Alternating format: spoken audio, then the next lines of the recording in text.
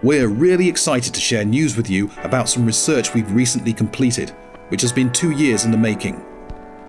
Focusing on how young people use digital platforms to access health, we involved over 1,000 people, ages 11 to 18, to find out what digital platforms they are using, how they feel about life online, and the impact of these technologies on their health practices, and what are the challenges with making sense of digital health information. Funded by the Wellcome Trust, we've already started publishing articles out of our data. But here are some of the major take-home messages from our findings, with a bit of insight into how we went about our research.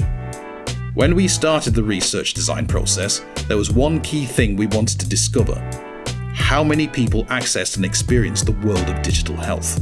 With so many platforms available, we were conscious about how fragmented the young person's experience is online, and how diverse the platforms and devices are, and how we can't simply assume that young people are digital natives.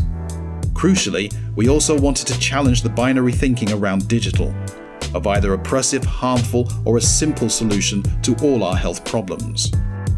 Our research questions focused on listening to young people's voices, and so our methodology was focused on achieving a clear understanding of what their concerns were.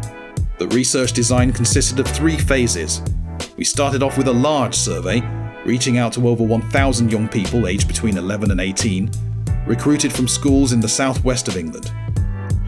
We used the results of this survey to identify some baseline experiences. Phase 2 involved speaking to 38 young people using in-depth interviews, participants of which were recruited from the initial Phase 1 cohort. Of this group, 30 took part in semi-structured interviews, and 8 took part in a focus group. The 8 young people, who all identified as middle class, included 6 boys and 2 girls, and they were aged between 13 and 17 years old, and variously identified as white British, Chinese British, black Caribbean, white European, and white South African. The final phase was our most innovative. We recruited 7 families through a local agency who took part in an 8-week study, during which time each young person was given a Fitbit and asked to share their experiences via WhatsApp. What we really wanted to capture was the lived experience of the participant, combining the best of diary-based reporting with real-time interactive conversations. We hoped that this would give us a really accurate insight into what it felt like to live with tracking one's digital health data. Participants would send text, image, and video to convey their experience, and we also interviewed the parents or guardians to get their perspective on it all. The findings from the project are really fascinating, and we cover these in detail within our report, so be sure to check it out.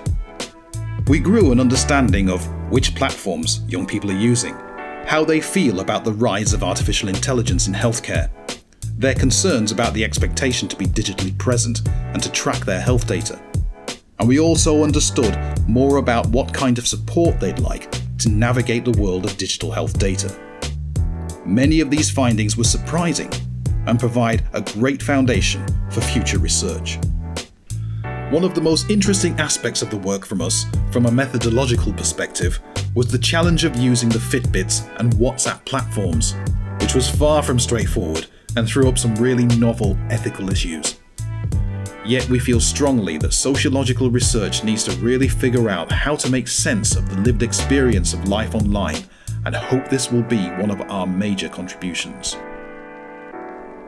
Please also check out our publications on the Digital Health Generation website, and get in touch if you'd like to work with us on the next iteration of this research program.